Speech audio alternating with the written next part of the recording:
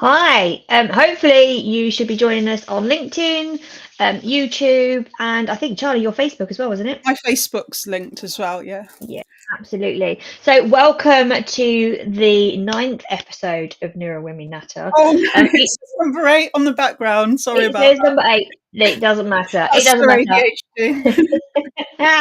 ADHD. We're here today because we've been very open and honest within this podcast. We've talked very much about our own experiences, and we've talked about from childhood, from motherhood, from pregnancy to work, and actually what we wanted to do now is kind of change it up a little bit and hear the voices of other neurodivergent women.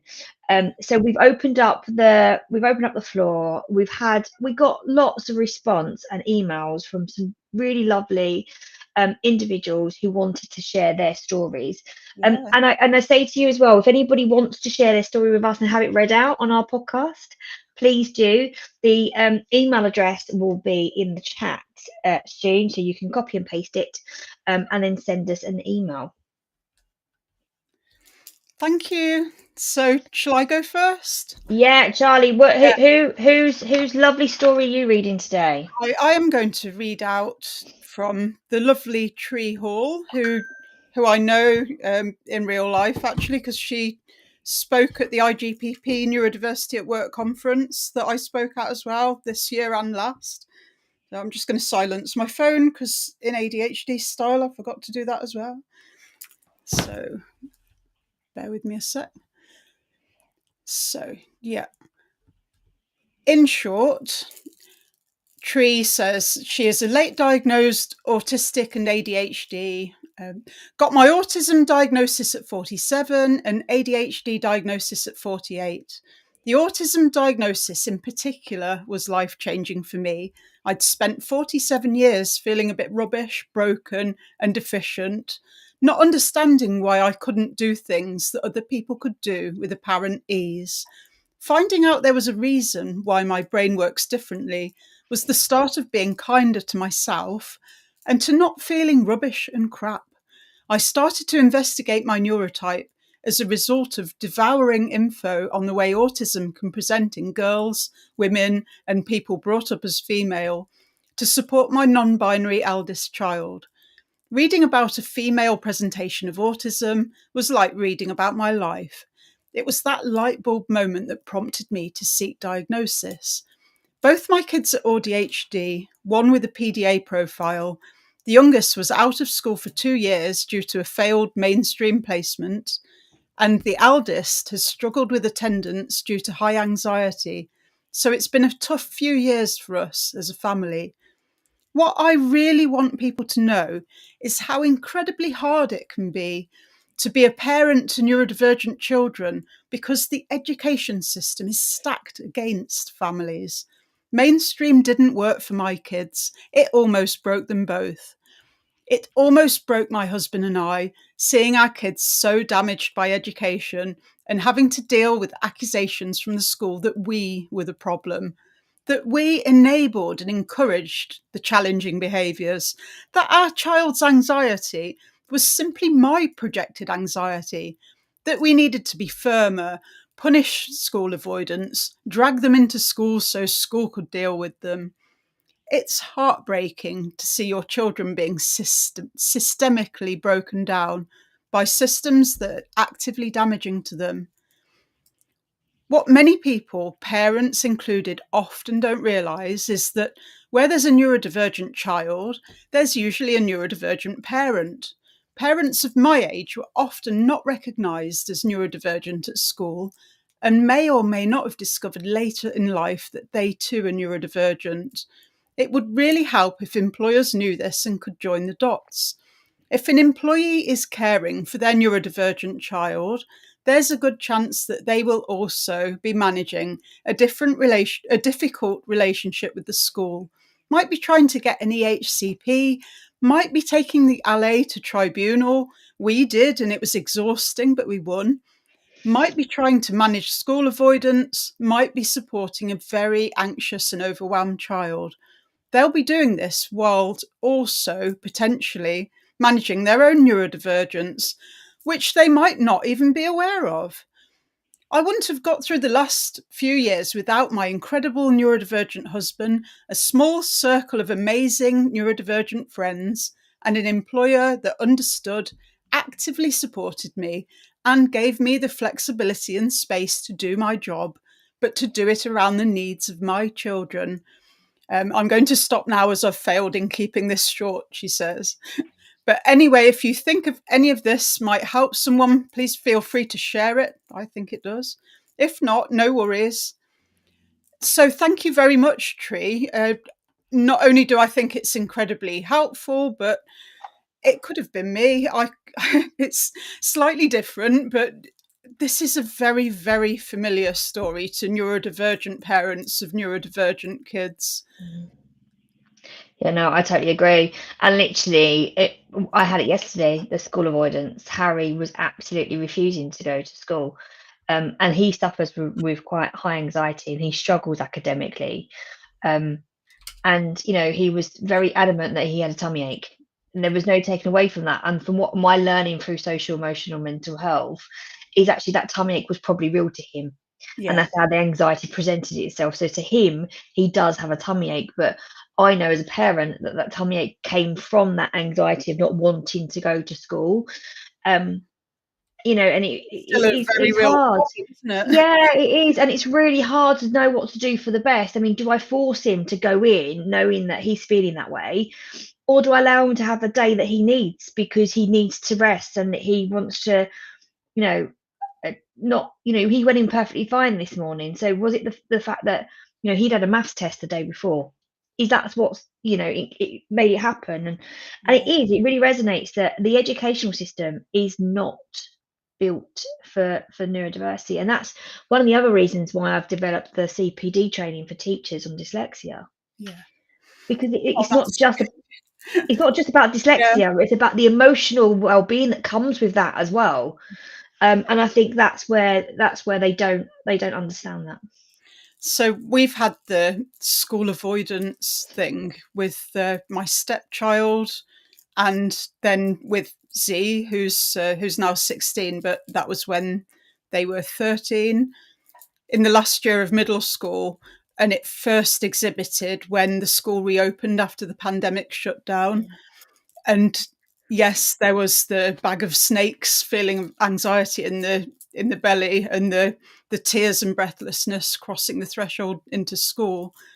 But my view on this is, just because something is psychological rather than physical doesn't mean that it's not absolutely real, and that the compassion shouldn't be there. You can't just snap out of something that's distressing and traumatizing in your head. It's just as real as a broken leg. Yeah, no, And we absolutely. need to address these systems that are destroying our kids and traumatizing and re-traumatizing and then punishing them for being traumatized. Like, Yeah, where's the cause and effect here? I agree. I It's agree. ridiculous. It's cruel. And I said to you before, didn't I, when Harry was 7, he come home and said, "Mum, why am I different?" And I just, my trauma came flooding back from feeling exactly the same from school. And Yeah. it does, it's like and all I say is it's like history repeating itself. For any neurodivergent parent who's got a neurodivergent child, it's like history repeating itself. It's like playing the same movie over and over again. Yeah. It's the other thing. I completely agree with Tree about the compassion that's needed for the neurodivergent parents at work who are going Yeah. through this.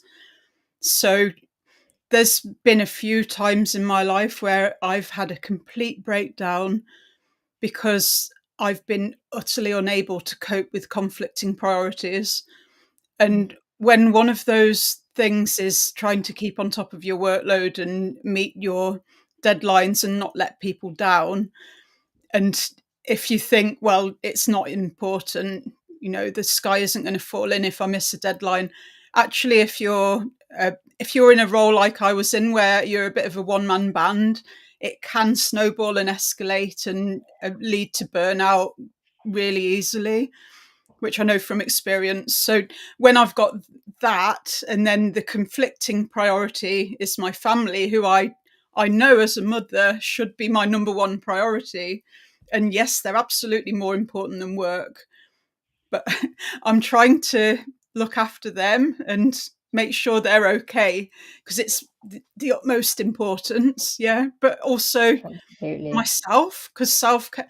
So hang on a minute here. So there's three things that should take priority over everything else, but you can't let any of those plates stop spinning. You can't let any of them smash. I need my job, I need my income, otherwise I'm going to fail my family in other ways. So you just find yourself in a spiraling situation where you can't cope, and it's completely unmanageable unless you're surrounded by people who, if they get it, brilliant. If they don't get it because they haven't been there, but they can empathize and exercise compassion and flexibility, that can make such a difference.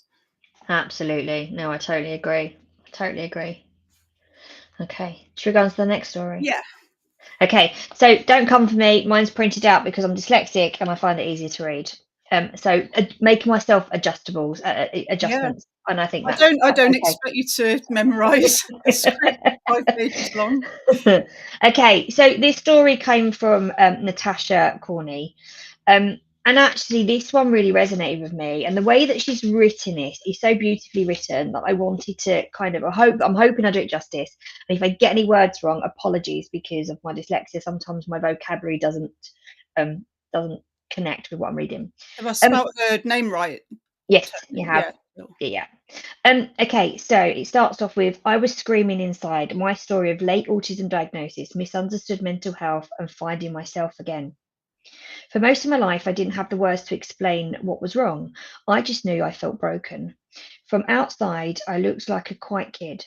From the one who followed the rules, didn't cause trouble, and didn't take up space.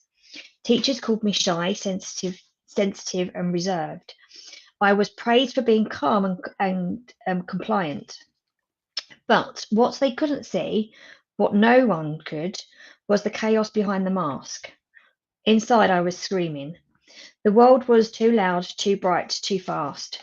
I struggled to cope with unpredictability, to keep up with the conversations, to understand why everyone seemed to move so effortlessly through life while I was always high alert. I spent my childhood in a state of silence, overwhelmed, holding it all in because I thought it was me. I thought something was wrong with me. And because I didn't act out, no one asked. No one saw the sensory overload. No one noticed the hours I spent rehearsing what to say before picking up the phone. No one understood why I melted down in private and appeared so together in public. I become an expert of coping, conforming, and shrinking myself into fit the mold. By the time I reached my early 20s, I was falling apart. I was severely depressed. I was suicidal, and still no one saw it. Because I smiled, because I worked hard, because I knew how to appear fine, finally reached out. I finally reached out for help. I was given the same answer again and again. You're just depressed. Take this medication. And when that one didn't work, try a different one. You'll feel better soon. But I didn't feel better because the medication couldn't fix what wasn't being named. The truth is, I wasn't just depressed, I was completely misaligned with the world around me. I was masking constantly, living in the state of burnout that never ended, sorry. And I didn't have the language or the support to understand why. So I did what I always done. I pushed through. I become a teacher, the kind who cared deeply and gave everything, who masked her pain behind the endless competency of people pleasing. And then I became a mother.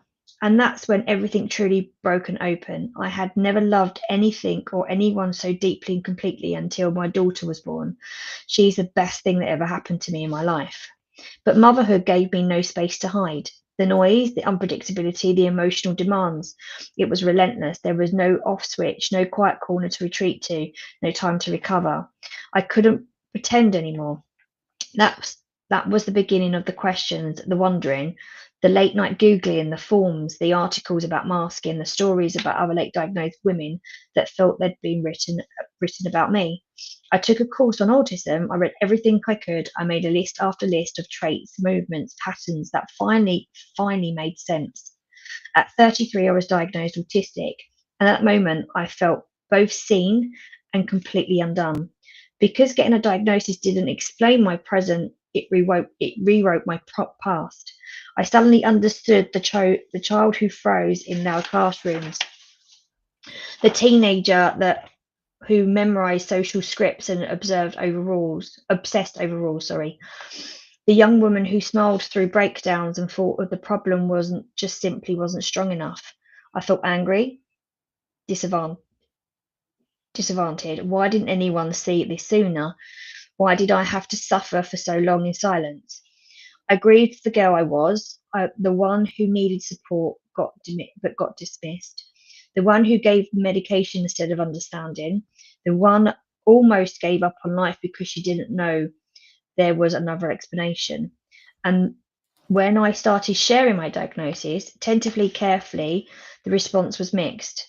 Some people were kind, but many said the thing I feared the most: you don't seem autistic.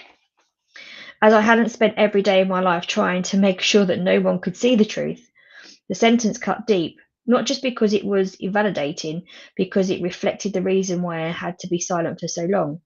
People only believe what they expect to see, and they don't expect someone like me to be autistic. But I am autistic, burnt out, resilient, complex, finally learning to live life as myself. I'm still healing, I'm still unlearning the shame, still fighting the initial voice that says I have to earn my place by performing, still navigating what it means to be a mother, a teacher, a woman. We're finally honouring the neurodivergent brain I was born with. And from the grief, the rage, the new understanding, I found the Neurofundre support group on Facebook. Sorry, I think I said that wrong. It's still early days for the group, but it's growing rapidly, and I'm committed to developing this project into something I can help neurodivergent people on a larger scale. Is it NeuroFoundry, maybe? That's the one. Yep, Neurofoundry. It's the space where I wish I was when I was 20 and suicidal, when I was 30 and masking at work, when I was 33 newly diagnosed but full of grief. A space of late diagnosed neurodivergent people can feel seen, heard, and held. We don't just share tips or tools, we tell the truth. Thank you so much for listening to my story and giving me the opportunity to share it. Natasha Corney. Wow. I know, right? How much does that resonate, Charlie? Oh, no, I'm actually going to cry. I mean, the masking part of, being told that you're not autistic enough. I get that all the time. You don't look autistic. What does autistic look like? And I'm a high masker. Yeah. Okay. Yeah. Yeah. Just like spent so much of my life trying to convince everyone I was okay. And yeah, right from an ed psych actually coming in to see me when I was about 10 and me not knowing why, and so convincing them I was fine. Yeah, it's so eye-opening to realize that your needs are not met, and that it's that self-compassion as well as being able to advocate for yourself with other people. So I can see why you picked that one. Yeah. I know, right? I didn't read all of it when I picked that Yeah. email. I only read like a couple of lines, and I was like, I need to read this out because it's going to resonate with so many women. Yeah. That's the reason why we're late diagnosed, because we're always trying to conform to fit in. Yeah. And the shame that comes with that as well of should I have done this all my life, or why should I have done this all my life? And I've said it before, once you're diagnosed, it's like replaying that movie that you now understand what's going on. And I just, on that note as well, I think it's really good to just share that I do hold a free support group for neurodivergent women every month. It's the last Friday of every month. If you do want to attend, just email us at neurowomennatter@gmail.com. And it's open to absolutely everybody. It doesn't cost you anything. It's just a safe space for women to connect and share. And just to, a bit like Natasha said, just women being able to, have a conversation and share what it's like to be a neurodivergent woman as well. Yeah. The most broken I've ever felt, I think, was when I was on maternity leave with Iggy. So I was so isolated and struggled with the most basic things.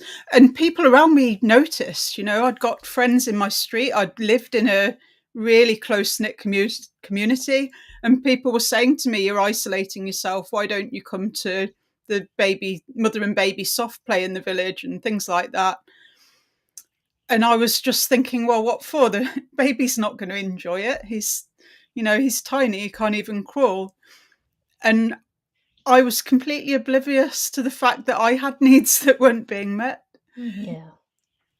Yeah, and me and you talked about this before. So when I had Harry, I had postnatal anxiety. And I'd never even heard of postnatal anxiety. And, I didn't realize this until later that I had it. And a bit like what Natasha said, I had this huge amount of compassion and love for this human being that I'd never met before. And that turned into overprotectiveness. I couldn't even leave him with my husband for more than an hour. And if I did leave him, it was constant, this noise in my head. Is he okay? Is he safe? Is he being fed? Have they changed his nappy? And it was constant all the time. And I was living on this high anxiety, and it actually suffered relationships around me. I fell out with my parents at one point because of it, because they're like, you're too much, you're being too overprotective. You need to be able to leave him. And there was just this urge inside me that I just couldn't. Something was going to go wrong if I did. Yeah. I was a bit different from that, but I remember when Iggy first started to have real issues with anxiety, my first husband said, "I think it's partly to do with how we were with him when he was a baby and a toddler." So it's things like he had reflux, and we took the advice not to lay him flat really seriously. So we were constantly holding him at an upright or 45-degree angle, like his life depended on it, and that kind of thing. And to me, yeah, there's some truth in what he was saying, but it's that we didn't know then that we were neurodivergent and that so was Iggy. So yeah, it's partly to do with that, but no, we needed a more targeted support for neurodivergent families. And as far as I'm aware, that doesn't exist now. And it certainly didn't 21 years ago when Iggy was a baby. No. No, and I suppose it's hard because when, like many of us, and like Natasha, I didn't know. Apart from my dyslexia, I didn't know that I was an ADHD, right? So I wouldn't have been able to have asked for that support or asked what different support was out there for me. And I think that's what many women go through, especially late diagnosed, is that they miss the support because they don't know. Yeah, absolutely. And some of the things that were meant to be helpful advice to me just really felt like I was being told I wasn't good enough. Like I shouldn't be responsible for this tiny life. Down to he was sick all the time. He had a cow's milk intolerance, but I couldn't breastfeed. So I'd have a health visitor telling me, weighing him and saying that he was failing to thrive, which to me is basically telling me you're not succeeding in keeping your baby alive and you shouldn't be a mother. And they need a trauma-informed approach when dealing with neurodivergent women. Yeah, absolutely. Absolutely. And I think, this is really good that I've got the opportunity now to, as a Oliver McGowan trainer as well, to be able to talk about these scenarios, with midwives, about what it's like for neurodivergent women on the labour ward and the rest of it, and I think it's really important that we get that message across about how how things need to be different for us, how the support needs to be different. But not only for people who know they're neurodivergent that have got a diagnosis. Absolutely. So just like reasonable adjustments in the workplace, it needs a universal design approach. Yeah. If you make things more accessible for minorities, it improves things for the majority. So the compassion and the individual focused support needs to be there, regardless of diagnosis and regardless of any other protected characteristics. Absolutely. But there's a massive learning curve, and I feel like it's really early days. Yeah. Yeah. And it that pains that line pains me. It's early days. I mean, how long have we been talking about this? Yeah, And yeah, it's a long still time. there's still huge amounts of change to be done. Yeah. So we need to keep going, and we need to build up We need to momentum, and keep we need more fighting. people on stage. Yeah. Keep fighting. It has to proliferate across society. It's not just about recruiting neurodivergent people into businesses. This is impacting every area of society. Absolutely. So on that note, please, we still got many stories to share. So on our next episode of NeuroWomen Natter, we're going to be sharing some more stories from our neurodivergent women community. And if you want to send us your story, please do so. If you're happy for us to share it out and read it for you. Yeah. Please let us know if you want to be named or kept anonymous or first name only as well. We forgot to say that before. Yeah, absolutely. And we could consider doing written versions of this or infographics or something as well. Yeah. So it's multimedia. Absolutely. And again, if you want to join that free support group, send it to the same email and I'll send you the link. It's the last Friday of every month.